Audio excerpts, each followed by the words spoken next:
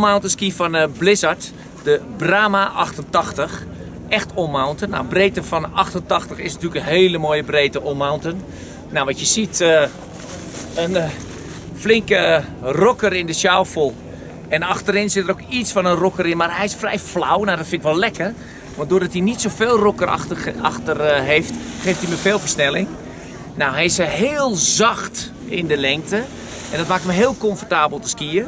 Breedte van 88, dat is niet beperkend op de piste. Terwijl normaal 88 is toch wel vrij breed op de piste. Maar ik kan hem heerlijk carven. Lang, middellang en kort.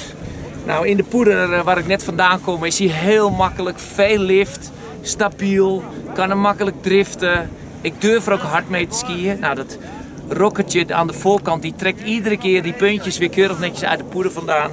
Ik zeg een hoog niveau all-mountain ski, de Blizzard Brahma.